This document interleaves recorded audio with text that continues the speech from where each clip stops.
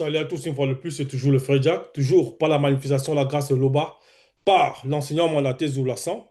Donc, une fois de plus, nous allons continuer dans les notations, nous allons plonger dans le message sans plus tarder. Mais avant cela, ce qu'on va comprendre, c'est que nous allons lire dans Kalata Dimsi, dans le code révélé de la Bible authentique. Donc, ici, nous allons aller dans le livre d'un puissant homme de Loba, donc un puissant patriarche connu sous le nom de Sangwambwam. Sangwambwam qui veut dire le bon père. Mais dans les Bibles classiques ou dans les Bibles qui vont ouvrir dans les fausses assemblées, ainsi de suite, ils ont essayé de trafiquer son nom et l'ont appelé sur le nom de Tobit dans ces Bibles-là. Mais ici, on parle de Kalata Dimsi. Donc, dans le chapitre 2 de Sangwambwam, chapitre 2, intitulé Moi Sangwambwam, je devins aveugle. Moi, Sangwambwa, je devins aveugle. Donc, c'est ce patriarche-là qui compte ici, qui rapporte ce qui s'est passé dans son vécu par rapport lorsqu'il était dans la réalité du visible. Évidemment, il a rédigé cela lorsqu'il était dans la réalité du visible. Donc, dans le verset 1 du chapitre 2, voilà ce qu'il est dit. Sous le règne d'Ibakendome, virgule, je revins donc chez moi à Difoum, virgule, et me retrouvais avec ma femme, nous, Namisabe, et mon fils Nyengenye, durant la nuit. Point. On m'avait préparé un excellent repas. Point. Ouais. Donc ici, ce patriarche-là, il a présenté déjà la scène par rapport à ce qu'on va comprendre ici dans le début de ce message. Sous le règne d'Ibaken Domé, donc Ibaken Domé, c'est qui? Il dit sous le règne. Donc on va comprendre que c'est un roi ici. Je revins donc chez moi à Difoum. Je revins donc chez moi à Difoum. Ça veut dire que il se trouvait ailleurs et il est revenu chez lui. Ça veut dire qu'il était chez lui, il est parti de sa maison et il est revenu. Vous voyez, il dit bien à Difoum. Donc il donne la précision, la ville, dans le lieu dans lequel se trouve le chez lui. Et me retrouvais avec ma femme Nounamisabe et mon fils Nyengene durant la nuit. Point. Donc il s'est retrouvé avec sa femme et son fils. Il a donné les noms aussi. Il dit durant la nuit. Donc il est rentré chez lui et il s'est retrouvé avec son épouse et son fils. C'est-à-dire que son épouse et son fils n'étaient pas avec lui lorsqu'il était parti. Ce qu'on va comprendre lorsqu'il dit je revins et je revins donc, non, il dit, non, c'est écrit je revins donc chez moi à Divoum. Donc, je reviens donc chez moi à Divoum. C'est-à-dire qu'avant ça, il y a les événements qui se sont passés.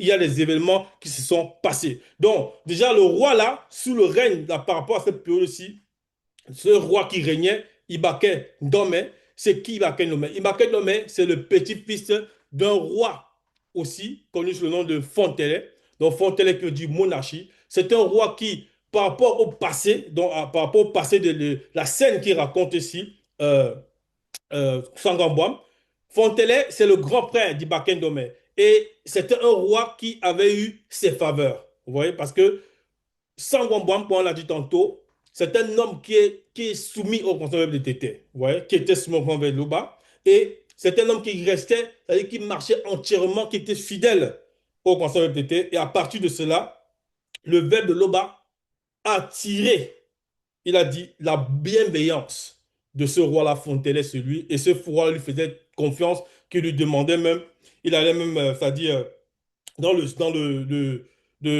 allait même en Afrique du Sud. Bon, on va appeler ça, c'est pas l'Afrique du Sud plutôt, mais l'Afrique australe, dans le non-Wasséen, le vrai non-Wasséen, c'est un Wassé et Passy Mikondo, donc l'Afrique australe. Il allait faire des achats pour ce roi-là, donc Fontenay. Et Fontenay, comme on l'a dit, il lui faisait confiance parce que c'était un homme qui avait la crainte du respect qui est dû à l'Obado. Il faisait confiance à ce patriarche Sangwamba.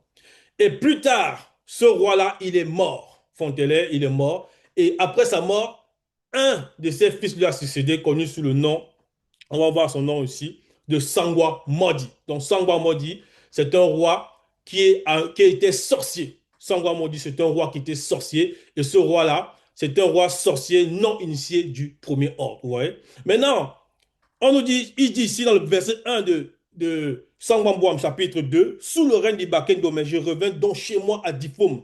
Donc, on ne parle pas de Sangwamodi ici. Il ne parle pas de Sangwamodi dans ce verset-ci, verset 1. Pourquoi? Parce que Sangwamodi lui-même, à cet endroit-ci, Sangwamodi, il n'est plus là au moment où le patriarche Sangwamboam rentre chez lui. Pourquoi? Il dit, je reviens. Il revient pourquoi? Parce qu'il avait quitté le chez lui. Il avait quitté chez lui pourquoi? Parce qu'à cause de ses bonnes œuvres, et les bonnes œuvres, ici, on va prendre un exemple, il a recueilli les corps de certains noirs non initiés qui avaient été mis à mort par le roi Sangwa Modi, c'est-à-dire par le père de d'Ibaken Domé. Vous voyez? Et Sangwa Modi a compris cela. Il a eu la nouvelle par quelqu'un qui est venu, on va dire entre guillemets, qui est venu dénoncer on va dire comme ça, dans une mauvaise personne qui est venue dénoncer ce parti à Sangwambwam en disant que non, Sangwambwam, écoute, il recueille les corps des hommes que tu as mis à mort, des hommes noirs là, non initiés. Et voilà, il recueille ces corps-là pour les faire inhumer, ainsi de suite. Donc, et Sangwa Modi, en a entendu cela, il a dit il a fait traquer. Donc, il a fait rechercher le partage Sangwambam. Non seulement il a fait rechercher, et on va le voir ici dans le verset 16 du chapitre 1 de Sangwambam, il est dit, quelqu'un de Difoum alla dire à Sangwam Modi plutôt, entre parenthèses, le roi sorcier non initié du premier ordre, que c'était moi qui les enterrais. Et je dus me cacher. Point. Ouais. Et je dus me cacher. Donc, il s'est caché ici parce que les hommes là, donc, Sangwa Modi, c'est-à-dire ce roi sorcier non initié du premier ordre, a pris cette nouvelle que c'est Sangwa Mbouam qui cachait les corps et qui allait, non, plutôt qui avait recueilli les corps des non-initiés là qui étaient morts par l'ordre qu'il lui avait donné, donc lui, Sangwa Modi. Et ayant appris cela, il a décidé de traquer alors le patriarche. Vous voyez? Et le patriarche, dans le verset 16 du chapitre 1, nous dit ici que c'était moi qui les entrais et je dus me cacher. Et je dus me cacher. Vous voyez? Et je dus me cacher. Certains m'ont dit, mais pourquoi il allait se cacher? Parce que c'est pour qu'on puisse bien comprendre le verset 1 du chapitre 2.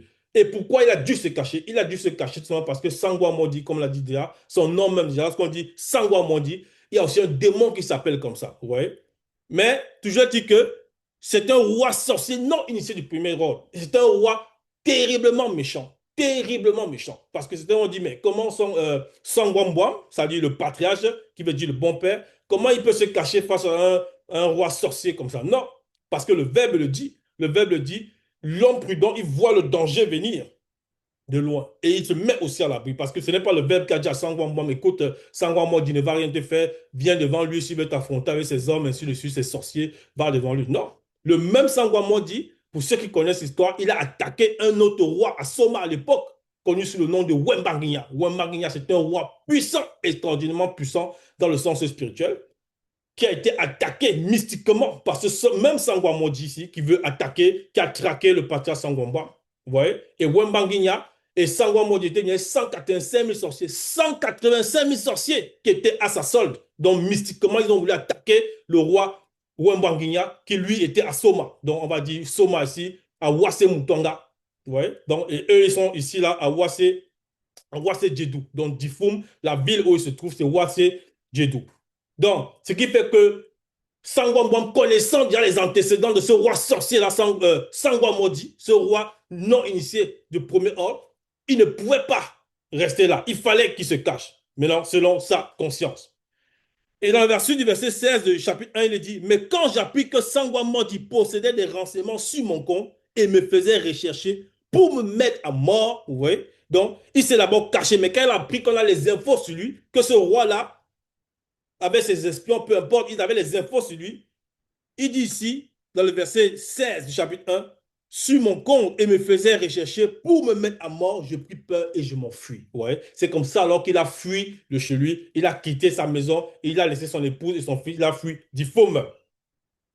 Voilà. Donc, c'est pour ça que lorsqu'on remet sur le verset 1, ça c'était l'introduction, verset 1 du chapitre 2. Sous le règne d'Ibaken Domé, je reviens donc chez moi. Il est revenu pourquoi? Parce que Ibaken Domé, qui est le troisième fils de Sangwa Modi, qui est mort par rapport à cette instance, il est déjà mort, il a été tué par deux de ses fils, voilà. Et le troisième fils, qui était quelqu'un, voilà, qui il a eu, il a respecté, pas respecté, il a néanmoins consolidé un des neveux de Sangwambwam, consolidé dans ses fonctions en tant que chef de l'administration du territoire, et il gérait les finances il gérait les finances aussi du royaume, dont le neveu ici de Sangwambwam, on va le voir plus tard. Et c'est par lui maintenant que Sangwambwam est revenu, non pas son neveu, par l'aide de son neveu, que Sangwambwam revint maintenant ici. Donc il faut comprendre par là qu'il était en exil. Et dans cet exil-là, donc, ça veut dire que ce patin Sangwambwam, à cause ce n'est pas à cause de ses bonnes actions qu'il est entré dans, c'est parce qu'il faisait le bien, on va dire comme ça, que ce Sangwambwam Modi a voulu l'écraser. Ouais. Mais on nous fait comprendre que néanmoins, c'est une forme de. C'est-à-dire, après ça, le monde occulte essaie de l'écraser. Derrière ce Sangwambwam Modi, il y a beaucoup de démons. Il y avait beaucoup de démons.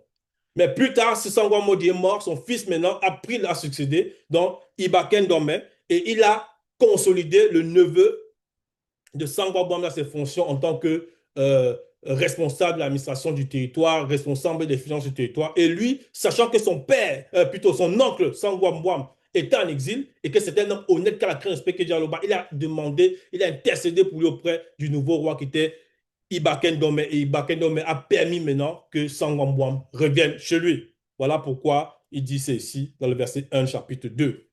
Nous, Namisabe et mon fils Nengenye, durant la nuit, il dit bien qu'il les a retrouvés. On m'avait préparé un excellent repas, un excellent repas. Donc, il est rentré chez lui. C'était une forme de festoiement. Il a mangé. Verset 2. Je m'installais pour manger et je m'installais pour manger et on m'apporta sur la table beaucoup de bonnes choses. Et on m'apporta sur la table beaucoup de bonnes choses. Donc, il s'est installé pour manger et on lui a apporté sur la table beaucoup de bonnes choses. Ouais. Donc, puisque lorsque tu manges, il faut aussi manger il y a les retrouvailles, voilà, sur la table, il dit bien ici, je m'installais pour manger et on m'apporta sur la table beaucoup de bonnes choses. Donc, on lui a apporté de la nourriture, il a mangé avec sa famille autour de lui. Verset 3. Plus tard, après avoir fini de manger durant cette nuit-là, virgule, donc tout ça, ça se passe pendant la nuit. Vous voyez? Donc, on va comprendre ici. Plus tard, après avoir fini de manger durant cette nuit-là, virgule, je pris un bain. Je pris un bain. Il y a une autre virgule. Je sortis dans ma cour et je me couchais le long du mur de la cour, virgule. Le visage découvert à cause de la chaleur. Point. Donc, on nous fait comprendre ici que ce patriarche-là, après son retour d'exil, il a reçu, lorsqu'il a été reçu par sa femme, par son fils, il les a retrouvés, ils ont mangé. On m'avait préparé un excellent repas. Donc, c'était la festivité. On n'a pas dit ici que oui, mais comme tu n'étais pas là depuis, on mangeait quoi vraiment non. On lui a fait un excellent repas. Il y avait la joie, il y avait la bonté, il y avait toutes ces choses-là. Ils ont partagé ensemble. Et après cela, le repas, il dit plus tard, après avoir fini de manger, durant cette nuit-là, je pris un bain. Donc, il est allé se laver. Donc, on montre aussi l'hygiène du patriarche. Donc, c'est un enseignement aussi pour tous ceux qui écoutent la parole. Donc, c'est aussi un enseignement. Donc, tu peux manger, te doucher. Donc, avant de se reposer, il va aussi prendre un bain. Donc, il lave son corps physique. Je sortis dans ma cour et me couchais le long du mur de la cour, le visage découvert à cause de la chaleur. Oui, parce qu'à Wassé, bon, il fait chaud. Vous voyez, il fait chaud dans certains territoires tout le temps, tout le temps. Il y a que la chaleur, il allait prendre, voilà, il allait se reposer et prendre un peu d'air. Voilà. Verset 4, on nous dit ici, verset 4, je ne savais pas que les moineaux logeaient dans le trou du mur au-dessus de moi. Point. Ouais. Je ne savais pas que les moineaux logeaient dans le trou du mur au-dessus de moi. Point. Ici, c'est toujours Sangambouam qui parle. Donc, il dit après ce périple-là de l'exil, parce qu'il a fui ce roi sorcier, non initié de premier ordre à l'époque, avant que Ibaken Domen ne vienne, c'est-à-dire après que qui était là avant que son fils, c'est-à-dire Ibaken Domen ne prenne le pouvoir, ce roi sorcier-là l'avait traqué. Il y avait même des informateurs qui donnaient les informations pour le traquer. Donc, il a dû fuir. Vous voyez? Et là, on nous dit ici, le verset 4, je ne savais pas, après le retour chez lui, la famille, et ainsi de suite, la joie qu'ils ont partagé, il va prendre sa douche. On nous dit ici, je pris un bain. C'est même pas la douche, parce qu'on dit, je pris un bain. Dans le mot bain, il y a baignoire. Dans le mot bain, parce que il y a douche, et voilà, comme certains peuvent voir, vous êtes dans un lieu où on peut se laver, dans la maison, ainsi de suite. La pièce où on va se laver, la salle d'eau, certains vont appeler. Ça peut être comme ça. Moi, on dit le bain. Le bain, ça veut dire que ça peut être une baignoire, de avoir ce qu'on appelle des jacuzzis, des choses comme ça. Donc, c'est un patriarche qui n'était pas, en même temps, qui n'était pas pauvre. Qui n'était pas pauvre. Bon. On va comprendre ici, on nous dit, je ne savais pas que les moineaux logeaient dans le trou du mur au-dessus de moi. Leurs fientes toutes chaudes me tombèrent dans les yeux à cause d'une porte d'entrée, à cause d'une porte d'entrée, et ils provoquèrent des taches blanches. Point. J'allais voir aussitôt des médecins pour me faire soigner, virgule, mais plus ils m'appliquaient le remède, plus les taches blanches m'aveuglaient, virgule, et je finis par perdre complètement la vue. Je suis resté aveugle durant 40 jours. Point. Donc, le patriarche dit ici, lorsqu'il est sorti, il va s'adosser, on va dire, il dit, il se couche le long du mur, le long d'un mur, il est sorti dans la cour et il s'adosse le long d'un mur. Donc, il s'est couché le long d'un mur. Et lorsqu'il se couche, il dit, je ne savais pas que les moineaux logeaient dans le trou. Ce mur-là, il y avait un trou.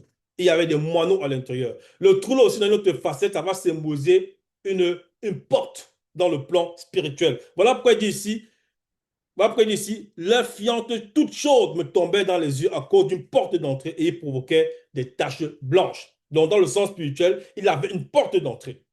Il avait une porte d'entrée, néanmoins, dans le sens spirituel. Marais, que on l'a dit avant, il pratiquait, il était resté fidèle au verbe de l'Oba. Mais entre cette période-là, où il faisait des bonnes œuvres, même pour ses frères noirs, ainsi de suite, il pratiquait le monde, ainsi de suite, pour des hommes connus. Il y a eu ces événements-là où il a fallu qu'il fuit sa maison à cause de ce roi qui voulait le tuer, ce roi sorcier, le premier homme connu sous le nom de Sangwa Modi. Bon.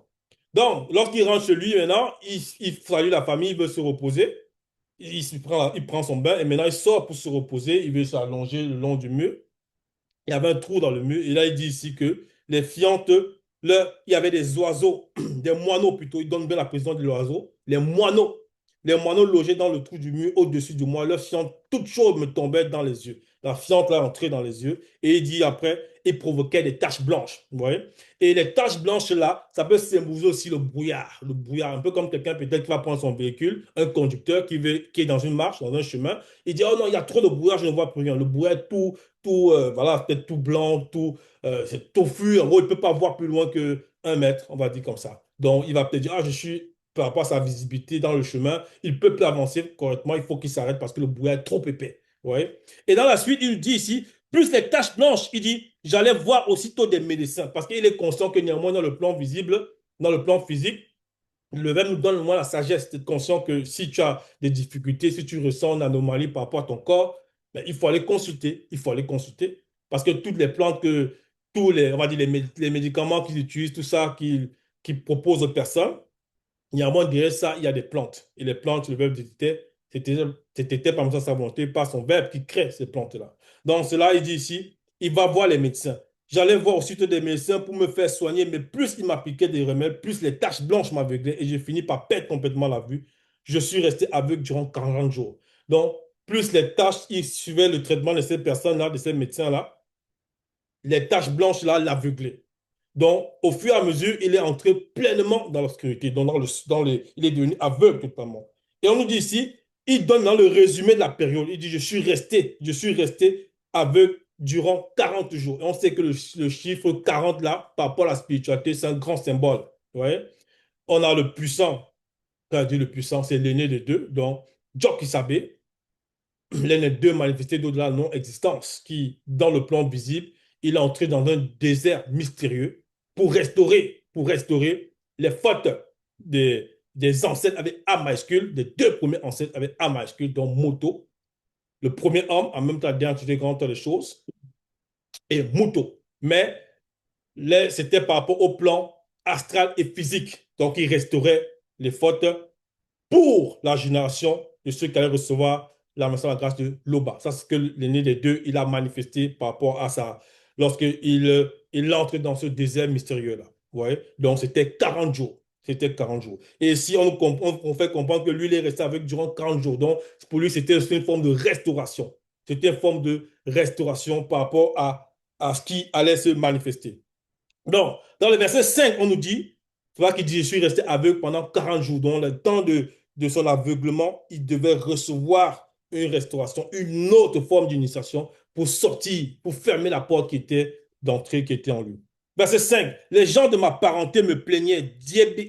Les gens de ma parenté me plaignaient. Point. Donc, il dit que les gens de sa parenté dans la famille, oh, regarde, Sangwambam, qu'est-ce qui t'est arrivé, tu es devenu aveugle, ainsi de suite. D'autres vont dire, oui, mais toi, pourtant, qui as la crainte du respect que Dieu a là-bas, pourquoi? Donc, les gens vont parler, ça, vous voyez, les gens le plaignaient. Dibia s'occupa de moi pendant 20 jours, virgule. Dibia, c'est qui? Dibia, c'est son neveu, jusqu'à son départ pour le royaume de Dibenga et l'Imaïs dans le territoire de Ouassedjedou, Afrique de l'Est. Donc, Dibia, c'est ce neveu dont on a fait allusion tantôt, qui a intercédé pour lui auprès du roi Ibaken Domé pour qu'il puisse revenir. Ouais, pour qu'il puisse revenir. Et Dibia qui veut dire en même temps la sagesse. Ouais, donc, pour qu'il puisse revenir. Et on dit s'occupa de moi pendant 20 jours. Donc, s'occuper parce que le partage ici, le moment qu'il est devenu aveugle, il ne pouvait pas, c'est-à-dire ce neveu-là s'occupait de lui pendant 20 jours. Donc, sur les 40 là, il s'est occupé de lui pendant 20 jours. Donc, il y a les autres 20 jours qui sont restés jusqu'à son départ pour le royaume de Dibenga, dans le territoire de Ouassedjedou, Afrique de l'Est. Donc, à ce moment-là, verset 6, ma femme, Nouna Misabé, dut gagner notre vie en faisant, virgule, comme d'autres femmes, des travaux de tissage, non point pour les cheveux. Point. À ce moment-là, donc, lorsque son neveu est parti, son neveu s'est occupé de lui pendant 20 jours et il est resté encore 20 jours puisqu'il a dit qu'il est resté aveugle pendant 40 jours. Ouais. Et là, il avait résumé ce qui allait se passer. Et lui, il avait résumé pendant 40 jours, je suis resté aveugle. Ça, c'est son récit.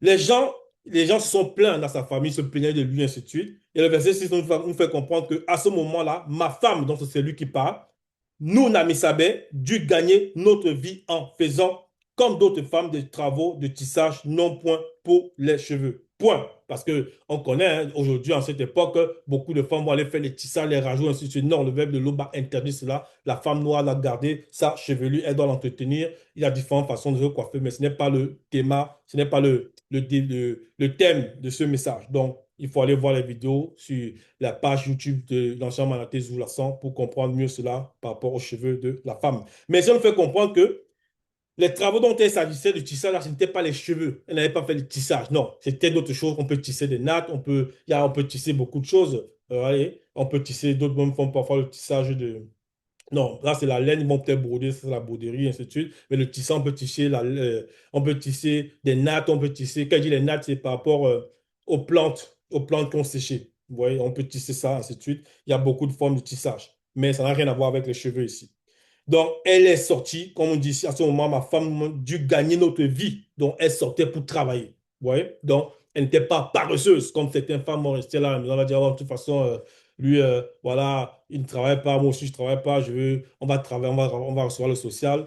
Peu importe, après, elle s'est mis à insulter son mari. Bon, ça, c'est des femmes qui ne sont pas sous le verbe de l'OBA. Vous voyez? Mais si on nous fait comprendre ces messages-là, elle avait la crainte du respect que j'étais. Elle a compris que son mari était dans les capacités, en étant aveugle maintenant, d'agir. Donc, elle a dit, elle prend les choses en main, elle sort pour apporter de quoi subvenir aux besoins de la maison. Verset 7. Elle les livrait à ceux qui les commandaient et eux la payaient. Donc, elle livrait ce qu'elle tissait là à ceux qui commandaient et eux, ils la payaient. Donc, l'ouvrier mérite son salaire. Or, elle termina une pièce qu'elle alla livrer à ses clients, point, en lui donnant le prix convenu et en plus un bon chevreau, point. Ouais. Donc, en plus du fait que c'était une travailleuse, elle reçoit ici un prix en plus. Donc, on l'a payé comme le prix convenu qu'elle s'est entendue avec le client par rapport à ce qu'elle a manifesté comme ouvrage.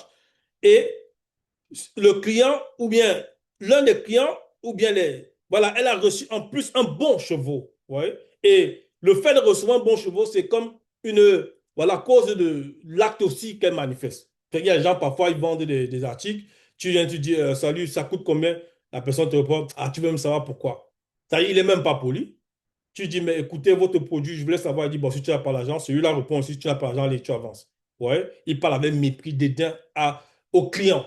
Alors qu'elle, en la crainte, j'espère que Dialoba, elle sait comment vendre son article. Et en plus de ça, elle travaille avec assiduité. C'est pour ça qu'on dit ici, on lui donna le prix convenu et en plus un bon chevaux. Et en plus un bon chevaux. Ce qu'on doit comprendre, c'est que ces matraches-là, elle s'appelle ici la matriarche Nou Namisabe, qui veut dire gracieux. Donc, en gros, c'est une gracieuse. Vous voyez? Donc, elle a la grâce avec elle. La grâce était la compagne. On va voir un peu plus en profondeur. Donc, elle a reçu ce chevreau-là, en plus de ce qui était convenu par rapport au prix de ce qu'elle vendait. Verset 8. En entrant chez moi, le chevreau se mit à bêler. Point. J'appelais ma femme et lui demandais, deux points, d'où vient ce chevreau? N'a-t-il pas été volé? Donc, il pose des questions à sa femme. D'où vient le chevreau? Elle n'a même pas encore répondu. Il dit que n'a-t-il pas été volé? Donc, lui, il est déjà en train d'anticiper. Il est déjà en train parce qu'il est aveugle à ce moment lorsqu'il parle. Ouais. N'a-t-il pas été volé? Rends-le à ses propriétaires. Point. Nous n'avons pas le droit de manger une chose volée. Point. Donc, lui, avant même qu'elle ait répondu, il est déjà en train d'accuser sa femme d'avoir volé ce chevreau-là. Alors qu'on nous a fait comprendre que lui-même, dans son récit, parce que là, c'est un résumé, il récite, il rappelle qu'elle avait reçu le chevreau d'un des clients. Voilà. Donc, voilà ce qui se passe ici. Ici, là, il a porté l'accusation. Il a porté l'accusation. Rends-le à ses propriétaires. Nous n'avons pas le droit de manger une chose volée. Une chose volée. Et quelque chose s'est passé là. Parce que à cause de la porte d'entrée, le patriarche, les moineaux ont, c'est-à-dire la fiente des moineaux ont entré dans ses yeux. Il est devenu aveugle. Et au moins, il parle ici, ce n'est pas encore les 40 jours qui ont été atteints. Parce que là, c'est un résumé. Vous voyez, mais il a dit que ça s'est passé pendant 40 jours. Le fait qu'il soit aveugle, c'était pendant 40 jours. Donc, sa femme, elle revient maintenant, on va dire, de son activité. Parce qu'elle est aveugle, mais il faut qu'elle aille travailler, ainsi de suite. Il ne savait pas dire qu'elle n'était pas active avant. La preuve, puisqu'il n'était pas là, il était en exil. L'enfant, Nyengenya, leur fils, puis ils ont eu un fils. Mais elle faisait comment pour subvenir à ses besoins. Toujours dit qu'ici, ce partage a porté l'accusation vis-à-vis de son épouse. Parce qu'il dit, ils ne doivent pas manger une chose volée. Elle n'a même pas le temps de répondre. Verset 9. Mais, vous voyez, verset 9 nous dit ici, avant même d'entrer dans cette chose-là, il faut comprendre que lorsqu'il dit ici, avant d'entrer le verset 9, rends-le à ses propriétaires, nous n'avons pas le droit de manger une chose volée, parce que pour lui, le chevreau là, elle a volé ça. Donc c'était une très très grave accusation qu'il tentait de manifester vis-à-vis de son épouse. Pourquoi? Donc c'était à cause de la porte d'entrée, que la porte, c'est-à-dire que le fait qu'il soit aveugle, les tribulations, tout ça, bref, il ne comprend pas, il est dans la tribulation. Alors que c'est un patriarche qui restait fidèle longtemps vers Loba par rapport à ses activités, par rapport à tout ce qu'il faisait, ainsi de suite. Mais là, la tribulation l'a tellement touché. Il dit non, le chevreau aussi. Non seulement on te donne l'argent, mais encore on te donne un chevreau. Pourquoi? Selon lui, pour quelle raison on va te donner un chevreau? C'est genre de choses. Ouais. Gratuitement, il dit non, je pense que non, tu as volé cela. Donc il a porté une accusation grave. Mais qui était sa femme réellement? Nous, Nami Sabé. On a dit qu'elle est gracieuse.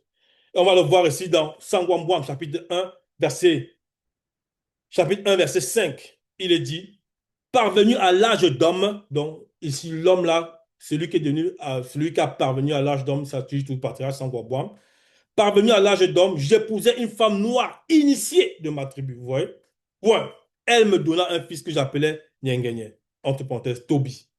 Donc, il a épousé une femme initiée. Donc, sa femme, c'est une femme noire initiée. Mais comment une femme initiée va aller voler un chevaux? Comment elle va aller prendre quelque chose volontairement? Volontairement, c'est-à-dire aller à l'encontre du verbe de l'Oba volontairement. Est-ce qu'elle a besoin de voler un chevaux pour plaire à son mari? Donc, il portait une accusation contre une personne, certes son épouse, mais c'était une femme initiée. Donc, c'est pour voir un peu la gravité des mots. Verset 9, Sangwabouam, chapitre 2, verset 9, mais c'est un cadeau. Voilà ce qu'il dit ici. Mais non, c'est ce qu'elle répond plutôt. Mais c'est un cadeau qu'on a ajouté à mon salaire, répondit-elle. Mais c'est un cadeau qu'on a ajouté à mon salaire, répondit-elle. Donc, elle ne s'est pas emportée d'un coup. Ouais. Donc, la matriarche montre ici qu'elle a la maîtrise. Elle a la maîtrise. D'autres vont commencer à crier, d'autres vont même taper les portes, ainsi de suite. Bon, certaines même, les non-initiés, elles prennent les chaussures, elles vont essayer de lancer sur leur mari, des choses comme ça. Certaines non-initiées, elles le font.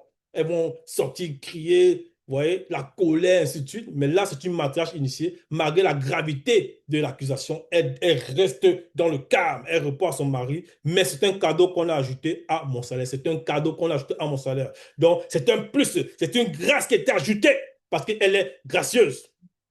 Répondit-elle. Point. Qu'est-ce qu'il dit le patriarche? Je ne la crus pas. Point. J'insistais pour qu'elle rende le chevaux au propriétaire. Vous voyez? Donc la matriarche est restée calme. Elle dit non. Écoute, c'est un cadeau qu'on a ajouté à mon salaire. Et lui, il dit je ne la crus pas. Parce qu'il dit dans son moment le trouble de perturbation. Il dit mais comment moi, sans moi, avec tout ce que je fais là, ouais, comment je peux, dans le fait d'être aveugle là, il y a un enseignement derrière, puisqu'on a dit que ça s'est passé pendant 40 jours, le fait qu'il soit aveugle, donc c'était devait être restauré, initié aussi par rapport pour fermer la porte d'entrée. Je ne la pas, j'insistais pour qu'elle rende le chevreau au propriétaire. Point. Maintenant, il dit qu'il ne la pas. Donc, il a insisté pour qu'elle rende le chevreau au propriétaire. Donc là, maintenant, c'est une forme de dispute dans un couple, vous voyez, qui se manifeste. Mais ce qu'il faut comprendre, c'est que derrière le fait qu'il ait dit qu'elle est volée là, et alors qu'elle a répondu, maintenant, elle dit non, c'est un cadeau qu'on a ajouté. Néanmoins, il dit, je ne crois toujours pas à ces phrases. C'est toujours, il entre encore dans la profondeur. Parce que on va le voir ici, on va aller dans le livre, toujours, on reste dans son livre, dans Sangwambouam, chapitre 1, on va aller au verset 17. Qu'est-ce qu'il dit? Tous mes biens, donc lorsqu'il avait fui, lorsqu'il est parti en exil, lorsqu'il a fui le roi Sangwamodi, le roi sorcier non initié du premier ordre, tous mes biens, sans exception, furent confisqués au profit du roi. Vous voyez, on avait pris tous ses biens, sans exception, sans exception. Point. Seul me restait Nouna Misabé, ma femme et mon fils Nyengenya. Donc, lorsqu'il a fui là, le roi sorcier là a pris tout ce qu'il lui possédait. Tout ce que lui, Sangoma possédait. Tous ces biens-là, tout pris. Mais on ne nous a pas fait comprendre que la matriarche a dit, bon, comme mon mari a fui en exil, et comme on a pris tous ses biens, bon, ok, mon fils a dit, son fils Nyengene, bien, on va rentrer dans ma famille, non, je vais me remarier avec un autre homme, non, je vais lui être infidèle, non, je ne veux même plus entendre parler de lui parce qu'il n'a plus rien. Non, vous voyez, elle est restée fidèle, premièrement, au verbe de Loba, parce qu'elle ne peut pas aller contre le verbe de Loba. Et deuxièmement, elle est restée fidèle à son mari qu'elle aime. Donc, dans le monde aujourd'hui, on va voir une femme, dès son mari perd peut-être son emploi, ou bien son mari peut-être ses revenus ont commencé à diminuer, ou bien à cause peut-être d'une erreur, d'une porte d'entrée, à cause de... Bref, peu importe, les non-initiés pratiquent beaucoup de choses sans pas sans le verbe. La femme dit, bon, écoute, tu es devenu pauvre aujourd'hui, ben, moi, je vais te laisser. Alors qu'hier encore, il y a une semaine, elle aimait, tout ça, oh chérie, chérie, voilà. Et le jour où le gars, il a peut-être perdu peut-être son entreprise, elle dit, bon, écoute, ça y est, hein, moi, va ma lettre de divorce, je ne veux plus t'entendre, je ne veux plus entendre parler de toi, voilà. Ouais. Ça se passe comme ça avec les non-initiés, mais les personnes qui n'écoutent pas la parole du verbe de Loba, qui n'écoutent pas la parole, reconnaissant le verbe de Loba. Donc, la matage ici, elle est restée fidèle à son mari, même quand il n'y avait rien. Même quand les biens étaient saisis, elle est restée, elle a veillé sur l'enfant. Donc, comment se fait-il qu'il est revenu, le nouveau roi Ibaken, dont elle a restauré voilà, dans ce qu'il avait, et ainsi de suite. Il est rentré chez lui. Maintenant, comme il la veut, lui, il pense qu'elle, elle va aller voler un chevaux parce qu'il faut qu'elle nourrisse la famille. Elle n'a rien à lui prouver. Et elle ne pourra pas pratiquer de pareil acte. Donc, cette matrache-là, lorsqu'elle entend cette phrase ici, lorsqu'il dit je ne la crus pas, j'insistais pour qu'elle rende le chevaux au propriétaire. Donc, elle a été touchée. Elle a été touchée. Verset 10, à cause de cela, je m'irritais contre elle. Donc, en plus même du fait qu'elle a dit non, mais le chevaux là m'a été donné à Kando, lui s'est irrité. Donc, elle a oublié qu'elle lui est restée fidèle. Donc, elle n'est pas, elle n'est pas proche de lui à cause des biens, ainsi de suite. Elle est restée d'abord, premièrement, elle est restée fidèle vers Loba parce qu'elle va parler, c'est son époux, et puis il n'est pas mort, ainsi de suite. Donc, il y a tous ces détails. Lui, il était, selon sa conscience, resté toujours fidèle vers Loba. Elle ne voit pas pourquoi elle ne va pas se séparer de son mari parce qu'elle l'aime. Mais elle reste premièrement fidèle vers Loba. Elle reste ensuite fidèle à son mari. Et lui, il accuse de cette façon. Donc, lorsqu'elle ressent telle accusation, c'est trop fort. À cause de cela, je m'irritais contre elle. Donc, il a ouvert la porte de l'irritation, lui. Parce que il ne comprenait toujours pas. Il ne comprenait toujours pas les phrases que sa femme était en train de lui dire. Et c'est à cause de la tribulation dans laquelle il était à ce moment-là. Il ne comprenait pas parce que c'était pour lui une suite. Quand je dis suite, après les événements, il allait en exil, ainsi de suite, beaucoup de choses se sont passées. Verset 11, elle me répliqua 2 points. Donc, elle réplique maintenant. À quoi t'ont servi tes dons aux pauvres? Donc, elle donne aussi une parole, c'est-à-dire directe, qui va le toucher. Je demande à ces 3 aides. À quoi t'ont servi tes dons aux pauvres et tes bonnes œuvres?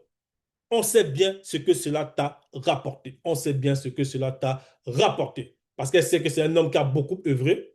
Ouais. Il a aidé ses semblables, qu'elle dit ses semblables.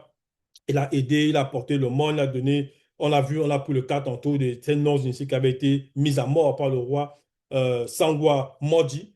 Ces non-initiés, il a recueilli leur corps et les a fait enterrer. Ouais. Et il a donné à beaucoup, même il a donné de l'aumône à beaucoup de ses frères de la race noire. Et il a aidé beaucoup de personnes qui étaient connues, en gros. Voilà. Donc, il a pratiqué beaucoup de bonnes œuvres. Il était soumis au verbe de Loba. Elle lui dit ceci. Donc, tout ça t'a servi à quoi? Tous les reconnaissances que tu as mis en application, maintenant, c'est pour venir me porter cette accusation. Parce qu'elle était déjà, elle était fâchée. Et ici, là, elle est fâchée avec raison. Parce qu'il lui porte une accusation qui n'est pas vraie. Donc, c'est pour ça que, frères et sœurs, lorsque nous sommes dans les difficultés, dans les situations compliquées, peu importe la situation, faisons tout conforme au verbe de Loba. Appuyons-nous toujours sur les lois, les recommandations du verbe de Loba pour comprendre déjà le pourquoi de ce qui nous arrive et maintenant demander pardon pour fermer la porte. Parce que tout, ce n'est pas forcément les démons, ceci par rapport à nos propres portes d'entrée, qu'on peut entrer dans certaines fréquences et maintenant, au lieu de nous pointer nous-mêmes du doigt, en gros, pointer cette mauvaise chose-là que nous, on a manifestée, on va essayer de pointer l'autre en face. à cause peut-être de la tribulation, la difficulté. Quelqu'un peut perdre son boulot, un autre peut avoir envie d'un projet qui n'a pas fonctionné, l'investir, ça n'a pas marché. Voilà, c'est ce qu'il a mis là en application à cause peut-être de sa négligence et il va essayer d'accuser les autres. Donc, il faut demeurer fidèle au verbe de Loba. Nous devons demeurer fidèle au verbe de Tété et sans demeurer fidèle, la loi va toujours nous initier pour savoir ce qu'on doit dire, ce qu'on doit manifester. Donc, Tété se glorifie toujours. Ainsi soit-il.